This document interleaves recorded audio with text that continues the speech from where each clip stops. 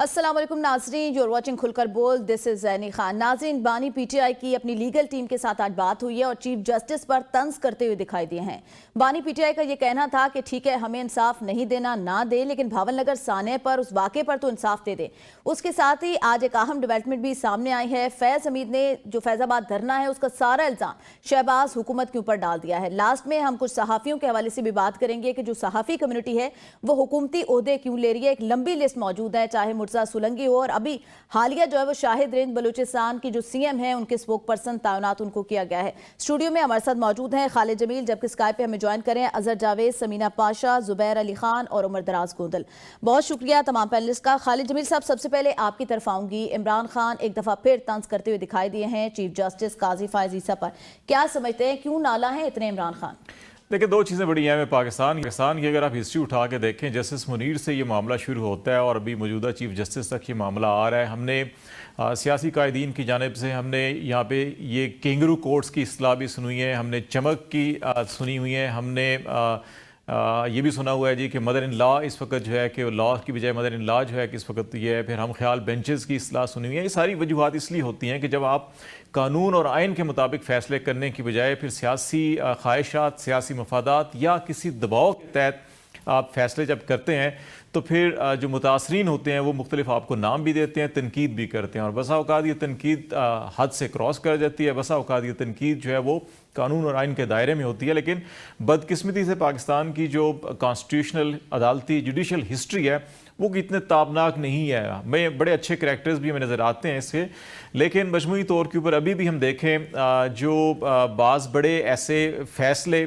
बड़े मुतनाज़ा फ़ैसले हैं जिसको इंटरनेशनल सतह के ऊपर सियासी मुखालफिन तो डेफिनेटली तनकीद करते ही करते हैं, लेकिन आलमी सतह के ऊपर भी इस अदालत के फ़ैसलों को तनकीद का निशाना बनाया जा रहा है। फिर इसमें आप ये देखें कि चीफ जस्टिस काजी फायज ईसा साहब जब सीनियर 3 जज थे सुप्रीम कोर्ट ऑफ पाकिस्तान के, तो ऑलमोस्ट आपको हर हफ्ते 10 दिन के बाद एक ख़त नज़र आता था जो चीफ जस्टिस को लिखा करते थे, और जिन असूलों के लिखते थे वो ठीक असूल थे, आइन और कानून की पासदारी की बात करते थे। लेकिन अब जब से वो चीफ जस्टिस बने हैं, आप चाहे सुप्रीम कोर्ट के अंदर असामियाँ देखें जजेस की खाली पड़ी हैं, उसके ऊपर तकर्रियाँ नहीं हो रही, सीनियरिटी का फार्मूला जो है वो अमल दरामद नहीं हो रहा। तो बहुत सी ऐसी चीज़ें जो खुद जिन असूलों की बुनियाद के ऊपर वो खड़े होते थे, स्टैंड लेते थे, legal community, civil society, media उनके पीछे खड़ा होता था, अब उन्हीं असूलों की नफ़ी हमें सुप्रीम कोर्ट में दिखाई देती है। यही वजह है कि अभी जो पीटीआई के बिलखसूस जो है कि बल्ले का जो निशान का केस था उसकी वजह से काफ़ी पीटीआई वाले इनको तनकीद का निशाना बनाते हैं, और अभी भी जो इमरान खान ने तनकीद बनाई है उसके बैकग्राउंड के अंदर भी ये चीज़ें सारी हैं। अच्छा जावेद साहब, आप क्या समझते हैं, क्यों ट्रस्ट नहीं करती हमारी जो पॉलिटिकल लीडरशिप है? इससे पहले नवाज शरीफ भी साकिब निसार से गिला करते नजर आया, बानी पीटीआई है उनको भी गिला है मौजूदा चीफ जस्टिस से। बिल्कुल, ये एक हकीकत है कि जो हमारी जुडिशरी है उसका किरदार हमेशा से मुतनाज़ा रहा है। अगर हम देखें, ज़ुल्फ़िकार अली भुट्टो शहीद को जो फांसी का फैसला था उससे लेके उसके बाद जो भी मामला चलते रहे, अगर मुशर्रफ को देखें उस वक़्त उनको जो ब्लैंकेट इम्यूनिटी दे के उसके बाद उनको इख्तियारात दे दिए गए। उसके बाद अगर आप जो नवाज शरीफ साहब को हाईजैकिंग की सजा है उसको भी मुतनाज़ा करार दिया गया, और उसके बाद एक लंबी लिस्ट है साकिब निसार साहब का जो रोल रहा पनामा के नाम पे अकामा की जो डिस्क्वालिफिकेशन हुई नवाज शरीफ साहब की, और उसके बाद जो उनको सजाएं हुई। तो हमारी जुडिशरी का किरदार हमेशा से ही ये जो है एक क्वेश्चनेबल रहा है। लेकिन मामला ये है कि इसको ठीक कैसे किया जाएगा। मसला ये होता है कि जो भी हुकूमत जो भी पार्टी इक़्तिदार में होती है उसके लिए तो वो ठीक होता है, लेकिन जब वो अपोजिशन में चली जाती है तो उसको खामियां नजर आती हैं। यही सूरत-ए-हाल ये है कि जब मुस्लिम लीग नून अपोजिशन में थी तो वो साकिब निसार साहब पे भी तनकीद करती थी, या बंदयाल साहब पे भी तनकीद करती थी, और जस्टिस एजाजुल हसन साहब पे भी तनकीद करती थी। और लेकिन अगर हम देखें तो इमरान खान साहब जो है वो उस वक्त जब इसी जस्टिस काजी फायज ईसा साहब का मामला आया था तो रेफरेंस भी इमरान खान साहब की हुकूमत ने भेजा। शौकत अजीज सिद्दीकी साहब का जो मामला हुआ वो भी देखे। तो हमें बहसीत मजमूई देखना होगा कि जो हमारी अदालतें हैं उन पे तनकीद तो हम करें, लेकिन उसको बेहतर करने के लिए जजों की अपॉइंटमेंट के सिलसिले में और दीगर जो मामलात हैं उसको हम कैसे ठीक कर सकते हैं। इसमें कोई क्वेश्चन नहीं है कि चाहे वो आज की अदलिया है या पुरानी अदलिया, उनके जो फैसले हैं वो मुतनाज़ा रहे हैं, और आइंदा भी जो चीजें अगर बेहतर नहीं करेंगे तो इसी तरह के फैसले हमें नजर आएंगे। सही। अच्छा समीना पाशा साहब, आपकी तरफ आऊंगी। कल जो है वो कहा गया कि फिक्स चीफ जस्टिस हैं पाकिस्तान तहरीक इंसाफ की सीनियर लीडरशिप ये कहती है कि मौजूदा चीफ जस्टिस एक्सटेंशन लेना चाहते हैं और हुकूमती तैयारी भी हो चुकी है। आज बानी पीटीआई ने भी इसी तरह का जिक्र किया। उन्होंने कहा कि हमें इंसाफ नहीं देना ना दे, लेकिन भावन नगर जो वाकया है उसके ऊपर तो इंसाफ दे देना चाहिए। कैसा देखते हैं आप लीडरशिप के हवाले से इस तरह तनकीद करना एक इदारे पर? बिल्कुल सही। अभी बात जो हो रही थी बिल्कुल दुरुस्त है। ना सिर्फ ये कि अदलिया के अपने फैसले ऐसे होते हैं बाज़-औक़ात के वो खुद को मुतनाज़ बना लेते हैं, और दूसरी तरफ ये भी एक अनफॉर्चुनेट हकीकत है कि जो सियासी लीडरशिप है वो हमेशा ही अपने जो फ़ायदे का फ़ैसला है उसको तो ऑन करती है, लेकिन जो उनके खिलाफ फ़ैसला आता है उसको हमेशा से डिस्क्रेडिट करती है, और सिर्फ फ़ैसले को ही नहीं बल्कि पूरे अदालती निज़ाम को, पूरी अदालत को और जज साहिबान को ही डिस्क्रेडिट कर देते हैं। तो ये दोनों का ही इसमें कसूर है, सिर्फ किसी एक साइड का कसूर नहीं है। एक बात तो ये उसूली तौर पर सामने रखी जा सकती है, लेकिन जो हालिया केस है उसके अंदर अभी जो दोनों तरफ से बातें हुई हैं वो बिल्कुल दुरुस्त हैं। एक तरफ हम ये देखते हैं कि काज़ी फ़ाइज़ साहब ने जो खुद अपने मयारात सेट किए थे, जब वो खुद सिर्फ एक जज थे सुप्रीम कोर्ट के, और बाद में जब वो खुद चीफ जस्टिस बने तो उसमें एक खुला तज़ाद नज़र आया। तो एक तो इस वजह से उनके ऊपर ज़्यादा तनकीद हो रही है, और ना सिर्फ ये कि पीटीआई कर रही है, बल्कि आप ये देखिए कि बहुत सारे जो उनके हामी सहाफ़ी हुआ करते थे, या बहुत सारे जो ऐसे हल्के जो उनको बहुत ज़्यादा ऊपर मकाम दिया करते थे, वो भी उनके ऊपर तनकीद करने पर मजबूर हो चुके हैं। तो इसमें कोई अब दो राय नहीं रह गई है कि उनके अपने कंडक्ट में जो एक तज़ाद नज़र आया उसकी वजह से उनके ऊपर तनकीद के दरवाजे ज़्यादा खुले हैं। जहाँ तक पीटीआई का मामला है तो वो भी एक बड़ा वाज़ेह सा मामला है। एक तो इस बात का पहले ही खदशा मौजूद था कि चूंकि इमरान खान साहब के दौर में उनके खिलाफ एक रेफरेंस आया तो कहीं ना कहीं उनको कोई ग्रज ना हो, और फिर उनके पैदर पे फैसलों से ये बात और अया हुई कि ऐसा लगा कि जैसे पाकिस्तान तहरीक इंसाफ के खिलाफ ही उनके जो सारे फैसले आ रहे थे। तो इसकी वजह से मेरा ख्याल है कि जो उनके ऊपर तनकीद पीटीआई की तरफ से हो रही है वो बड़ी जायज़ है, लेकिन मेरा इससे अलग मामला है। चाहे पीटीआई कुछ भी कहे या कोई और हलकों की तरफ से जो भी तनकीद हो, देखिए हमने फैसलों को परखना है आईन और कानून के उसूलों के मुताबिक, जमहूरियत के उसूलों के मुताबिक। तो काजी फ़ाइज़ इज़ा साहब तो खुद कहा करते थे कि जी अगर आप किसी से उसका सिंबल ले लेते हैं तो इसका मतलब है आपने उस पूरे जो वोटर है उसे कोई सजा दे दी है कि वो बेचारा वोटर जो पढ़ा लिखा ना हो वो कैसे सिंबल के जरिए पहचान लेता था। आप तो खुद इस चीज को समझते थे, फिर भी आपने यही काम किया और ये फैसला कर दिया। कैसे आपने ये फैसला कर दिया? और फिर इस फैसले पे आपने बुनियाद रख दी कि हॉर्स ट्रेडिंग हो, लोग जैसे मर्जी इधर उधर आए जाएं, और उसके बाद आज तक वो जो रायता फैला है वो सिमट नहीं रहा है, और आज तक वो छीना झपटी जो सीटों की है वो जारी है। सही। अच्छा जुबैर साहब, आपकी तरफ आऊंगी। जैसा समीना साहिबा ने बात की है कि इंतखाबी निशान छीन लिया गया पाकिस्तान तहरीक इंसाफ से, आप समझते हैं जब कोई कानूनी फैसला किसी भी पार्टी के खिलाफ या किसी भी लीडर के खिलाफ आता है तो उसको हक पहुंचता है तनकीद करने का अदलिया पर? देखें, जब कोई अदालत फैसला दे देती है तो उस फैसले के ऊपर तो तनकीद की जा सकती है, और पाकिस्तान तहरीक इंसाफ के जुबानी चेयरमैन है इमरान खान, वो भी तनकीद जो है वो काजी फ़ाइज़ ईसा के ऊपर बतौर चीफ जस्टिस या उनकी ज़ाती हैसियत के ऊपर तो तनकीद नहीं कर रहे। जिस तरीके से गुज़िश्ता 2 सालों से सुप्रीम कोर्ट ऑफ पाकिस्तान या अदलिया का जो किरदार रहा है उसके ऊपर ये सवालात सभी उठा रहे हैं, और इन फैसलों को जिस तरीके से समीना पाशा साहिबा ने भी कहा है कि कानून और आइन के मुताबिक परखना होगा, और उसी तरीके से अगर आप देखे जाएं तो ये जो मदर ऑफ ऑल दी रिगिंग्स है इसकी जो बुनियाद रखी गई थी उसमें अनफॉर्चुनेटली मैं ये कहूंगा कि जो सहूलतकारी की गई है वो सहूलतकारी हमारी अदलिया की तरफ से ही हुई है। ये जो बुनियाद रखी गई थी लाहौर हाई कोर्ट के फैसले को जो आरओज जुडिशरी से लेने के बजाय जो डिस्ट्रिक्ट एडमिनिस्ट्रेशन से लिए गए थे, उस फैसले को सुप्रीम कोर्ट ऑफ पाकिस्तान ने कलअदम किया, और फिर जो आरओज ने जो धंधा रचाया है उसमें जो चीफ कमिश्नर रावलपिंडी ने जो स्टेटमेंट दी है, जिसके बाद सारी चीजें वाजे हो चुकी हैं कि 40-40 हजार 50-50 हजार का जो मार्जिन है उसको रातों रात जो है पलटा गया है। तो ये एक अनफॉर्चुनेट मामला है। हमारी हिस्ट्री जो है वो भरी पड़ी है, चाहे वो अयूब खान के पहले मार्शल लॉ से इसका आगाज करें और पाकिस्तान तहरीक इंसाफ के बल्ले के निशान छीनने तक, इस सारे मामले में अदलिया जो है वो कहीं ना कहीं उनके जो फैसले हैं वो ऐसा लगता है कि वो इस्टेब्लिशमेंट की सहूलतकारी के तौर पर उनके फैसले सामने आए हैं, और ये तनकीद उनके फैसलों के ऊपर होगी और तारीख भरी पड़ी है। तो ये तनकीद करना किसी के ऊपर ऐसा नहीं है कि ये इदारे के ऊपर तनकीद हो रही है ये ऐसा नहीं है कि किसी के ज़ात के ऊपर तनकीद हो रही है, बल्कि उनके फैसलों के ऊपर तनकीद हो रही है। और अगर किसी के ऊपर तनकीद होती है तो उनको चाहिए कि वो आइन और कानून के मुताबिक अपनी इस्लाह करें, अपनी गिरबान में जाके अपने फैसलों के ऊपर नजरसानी करें। और देखा जाए कि इस वक्त जो पाकिस्तान में 2 सालों से एक तरीके से इंसानी हुकूक की पामालियां की जा रही हैं, उनके ऊपर अदलिया का क्या किरदार है, कब आवाजें उठाई हैं। अभी भी इस वक्त भी जिस तरीके से सुप्रीम कोर्ट ऑफ पाकिस्तान के फैसले एक जुडिशियल जो मजिस्ट्रेट हैं, जो डीसी हैं, उनके 3 एमपीओ के ऑर्डर के तहत सुप्रीम कोर्ट ऑफ पाकिस्तान के फैसलों को रोंदा जाता है, तो फिर तनकीद तो होगी और ये जायज तनकीद होगी। सही। अच्छा उमर, आपकी तरफ आऊंगी। आप ये बताइएगा, जो नवाज शरीफ गिला करते हुए दिखाई देते थे कि मेरे साथ ज्यादती की गई है, साकिब निसार की ऑडियो भी सामने है, फिर नवाज शरीफ का गिला भी बजा था अदलिया से। नहीं, मैं उसको इस नजर से नहीं देखता कि कौन सी लीडरशिप नून लीग की या पीटीआई की या पीपल्स पार्टी की उसको किस नजर से देखती है। मैं उसको अदलिया के अपने पैमानों के ऊपर परखता हूँ। यानी हम अदलिया के उसूलों को, अदलिया के फैसलों को अदलिया के पैमाने के ऊपर ही परखेंगे। आप शुरू कर लीजिए 50 की दिहाई से, 50 की दिहाई से। क्या आज सुप्रीम कोर्ट या चीफ जस्टिस साहब जो है या ओवरऑल जो जुडिशरी का निजाम है, क्या वो जस्टिस मुनीर साहब के फैसले को वैलिडेट कर सकता है? क्या वो उसके साथ खड़े हैं डॉक्ट्राइन ऑफ नेसेसिटी के फैसले के साथ? थोड़ा सा आगे चलते हैं, क्या जस्टिस मुश्ताक साहब वाला जो फैसला था जिसमें भुट्टो साहब को लटकाया गया, फांसी का फंदा पहनाया गया, क्या सुप्रीम कोर्ट उस फैसले को आज उसका बोझ उठा सकती है?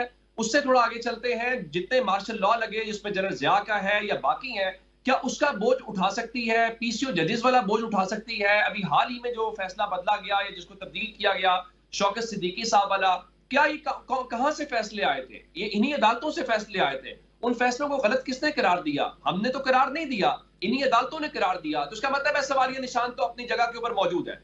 अब जो हालिया फैसले हैं, क्या हम उनको गलत कहेंगे?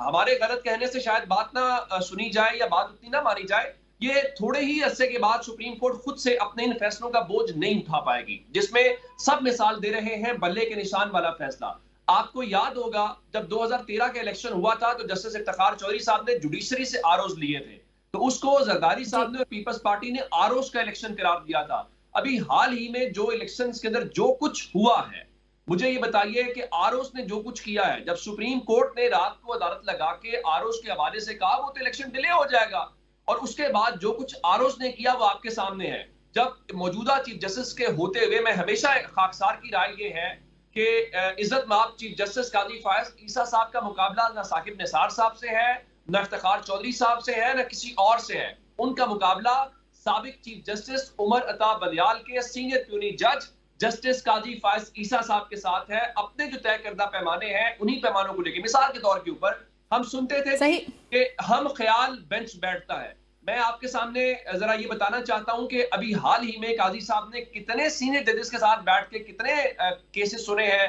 फिर उनके दौर में जो कुछ इस इलेक्शन में हुआ है, मुल्क की मकबूल जमात के साथ हुआ है, वो सवालात बड़े जायज हैं। नवाज शरीफ साहब के जो उस वक्त के जब वो निशाने के ऊपर थे वो इतराजात कर रहे थे, आज पीटीआई एतराज कर रही है। मसला सिर्फ ये है कि इन फैसलों की कीमत पाकिस्तान की आवाम को अदा करनी सही। उमर, आपका पॉइंट आ गया। अच्छा जावेद साहब, आपकी तरफ आऊंगी। कुछ पीटीआई के छोड़कर, मुश्किल वक्त में छोड़कर जाने वाले जो पीटीआई के सियासतदान हैं, वो दोबारा आने के लिए कोशिशें कर रहे हैं। फवाद चौधरी हो जाएं, अली जैदी हो जाएं, क्या समझते हैं आप, सियासी पार्टी को दोबारा ले लेना चाहिए मुश्किल वक्त में जो छोड़ जाते हैं?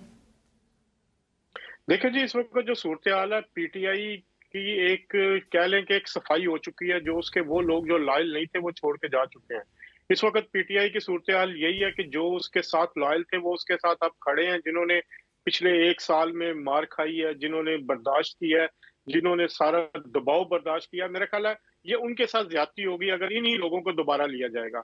यही सूरत हाल अगर मुस्लिम लीग नून में भी हमने देखा कि कई जो लोटे हैं उन्होंने पिछले इलेक्शन में भी वापस लिए, उससे पहले भी इलेक्शन में वापस लिए। तो ये जो रविश, अगर वो मुस्लिम लीग नून है, पीपल्स पार्टी है या पीटीआई है, ये जेन्युइन जो वर्कर है उसका इस्तेसाल होता है।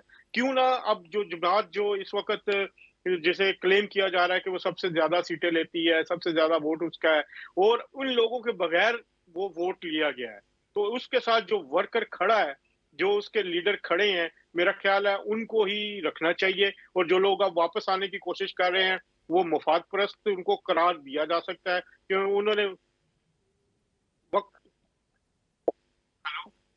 जी सही। अच्छा खालिद जमील साहब, ऐसे वक्त में जब पहले से खबरें आ रही हैं और कुछ सामने अखलाफात भी सामने आए हैं पाकिस्तान तहरीक इंसाफ के, ऐसे वक्त में मुनहरिफ अरकान को दोबारा लेना, आप समझते हैं कि इससे पार्टी मजीद कमज़ोर हो सकती है? देखिए, मेरा ख्याल है कि ये जो लोग सारे हैं ये किसी सियासी जमात के लोग नहीं हैं, ये इस्टेब्लिशमेंट के लोग हैं, ये इस्टेब्लिशमेंट के मोरे हैं जो हर दौर में हर उस जमात के तरफ धकेले जाते हैं जिस जमात को हुकूमत देनी हो या हुकूमत बनने के जिसके इम्कानात हों, ये उस तरफ जाते हैं। अभी रिसेंटली 2 इलेक्शन, एक आपको ज़िमनी इलेक्शन देखना पड़ेगा पंजाब के अंदर जो 20 हल्कों में हुआ था, और एक अभी ये मौजूदा इलेक्शन है। इसमें आप ये देखें कि ये लोग जो हैं ये ज़्यादातर अवाम ने इनको मुस्तरद किया है। अभी अजहर बिल्कुल ठीक कह रहे थे कि इन लोगों को सियासी जमातों को धुतकारना चाहिए। ये जिस जमात से, जिस ग्रुप से, जिस फरीक से ताल्लुक़ रखते हैं, जिनकी लॉयल्टीज़ इनकी कहीं और हैं, इनको उधर ही धकेल दें। वो कोई नई एक जमात बना लें इस किस्म के सारे इकट्ठे करके कि उसको किंग पार्टी का नाम दे दें या जो भी पार्टी का नाम देना है, ताकि आवाम को पता हो कि ये जिसके नुमाइंदे हैं उसको वोट देना है या नहीं देना। सियासी जमातों को, ऐसे लोगों को कि जो मुश्किल वक्त में छोड़ जाते हैं, उनको वापस नहीं लेना चाहिए, नंबर 1। नंबर 2 जो है कि बाज़ औक़ात ये देखा जाता है कि सम टाइम आप कुछ लोगों को खुद कहते हैं कि अच्छा जी आप थोड़ा अरसे के लिए किनारा कशी कर लें, और इसमें मेरा ख्याल है तमाम सियासी जमातें, पीपल्स पार्टी पे जब ज़िया-उल हक दौर में मुश्किल वक्त आया था, कुछ लोगों को उन्होंने इस किस्म की एडवाइस की थी, मियाँ साहब ने भी की थी, इसी तरह PTI में भी कुछ लोगों को एडवाइस ये की गई थी। तो ये उसकी लीडरशिप के ऊपर छोड़ा जाए। लेकिन जो हर दौर के अंदर हर पार्टी, हर हुकूमत को बदलते हैं, जो अगर 5 इलेक्शन देखें तो कई आपको ऐसे चेहरे मिलेंगे जिन्होंने 5 इंतखाबी निशानात पर इलेक्शन लड़ा हुआ है, हर जमात के अलग अलग इलेक्शन पर लड़ते हैं।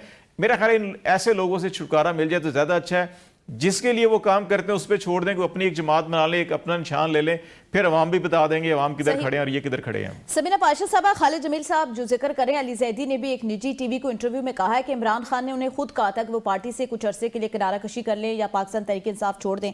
आप क्या समझती हैं, सियासी हिकमत अमली थी ये PTI की? 2 तरह के लोग हैं जो PTI छोड़ के गए हैं एनी। एक तो हम देखते हैं कि वो लोग हैं जिनके बारे में एक इस्तिलाह है इलेक्टेबल्स, और ये वो लोग थे जो शुरू में ही जब एस्टेब्लिशमेंट का रुख बदला था उसी वक्त उन्होंने अपने रुख बदल लिए थे।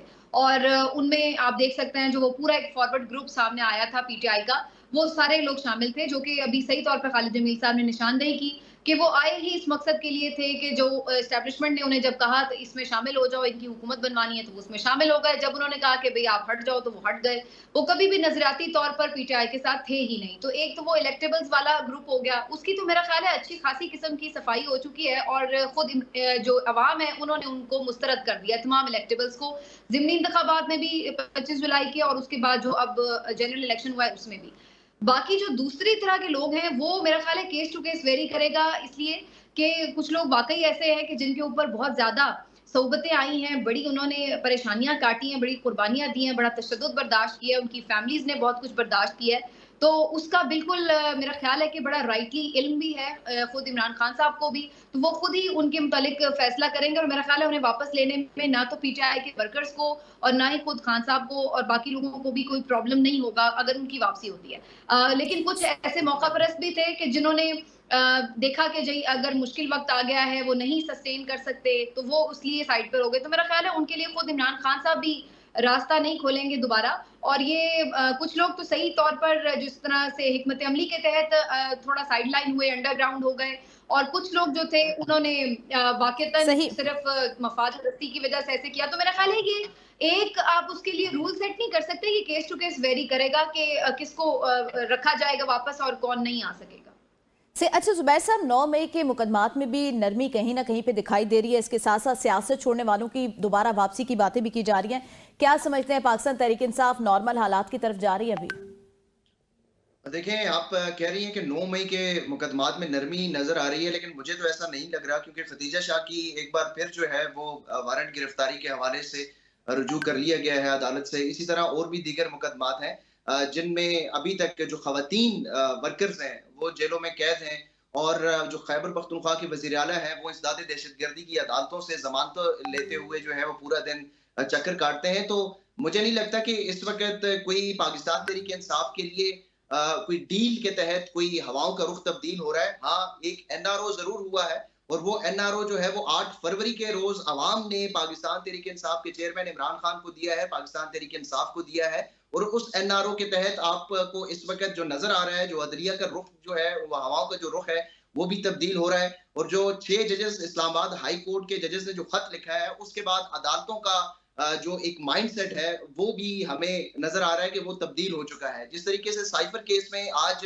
इस्लामाबाद हाई कोर्ट के अंदर 2 रुकनी जज साहिबान ने रिमार्क्स दिए हैं और जो अदालती कार्रवाई हुई है, उसके बाद तो ये चीजें वाजे हो चुकी है कि जो केसेस हैं वो अगर मेरिट के ऊपर सुने जाएं तो ये केसेस किसी भी अदालत, कोई भी अदालत जो है वो इन केसेस का बोझ बर्दाश्त नहीं कर सकती, क्योंकि ना सिर्फ इन केसेस की जो बुनियादी चीज है FIR, वो ही किसी भी अदालत में जब मेरिट पे जाएंगी तो FIR ही उड़ जाएंगी। केसेस के ऊपर जो सजाएं, जिस तरीके से ट्रायल चलाया गया है, 13-13 घंटे 14-14 घंटे तक ट्रायल चलाया गया, और फिर अब उसकी अपीलों में जिस तरीके से इल्तवा का शिकार किया जा रहा है और ये तारीखी हरबे इस्तेमाल किए जा रहे हैं, तो ये कोई ऐसी बात नहीं है कि ये डील के तहत होंगे, ये मेरिट सही। अच्छा उमर, आपकी तरफ आऊंगी। इमरान खान की रिहाई के लिए पाकिस्तान तहरीक इंसाफ की जो वुकला टीम है या जो सीनियर लीडरशिप है वो बड़ी पुरअतमाद है। उन्होंने तो डेट भी दी है कि अगले माह शायद पाकिस्तान तहरीक इंसाफ के जो बानी है वो दोबारा आवाम के अंदर होंगे। क्या समझते हैं कि वाकई कोई डील चल रही है? क्या हकायक है पसे पर्दा?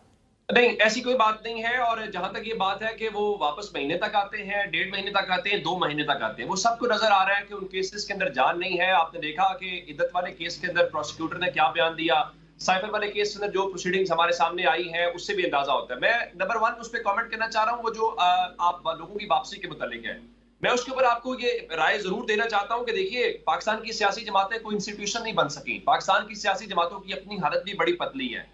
लेकिन दूसरे नंबर के ऊपर 8 फरवरी को हमने बिल्कुल एक यकसर मुख्तलिफ माहौल देखा है कि लोगों ने ये नहीं देखा कि बरादरी का माहौल क्या है, बरादरी किस तरफ है, बरादरी कल्चर क्या है, इलेक्टेबल्स कहाँ पे खड़े हैं, इंतखाबी निशान है या नहीं है। फिर हमने 17 जुलाई को देखा, वो तमाम लोग जो हैं उनके वो बुरी तरह पिट गए। मैं और बहुत सारी मिसालें नून लीग के अंदर से दे सकता हूँ, जिसमें जो छोड़ के गए, चौरी निसार आज कहाँ पे हैं, गिलानी साहब जो हैं, हाशमी साहब, बहुत सारी मिसालें। वो तरीके साहब को छोड़ा या नून लीग को छोड़ा, आज कहीं पे नहीं है।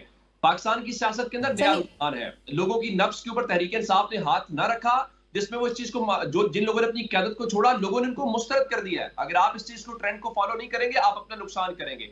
बाकी रही बात डील की, मेरा ख्याल है डील होनी होती तो फिर बहुत पहले ये मामला। सही उमर, एक अभी ब्रेक का कहा जा रहा है। ब्रेक से वापस आके फैजाबाद धरना कमीशन की रिपोर्ट इस वक्त पब्लिक हो चुकी है, उस पर भी बात करेंगे। हमारे साथ रहिएगा।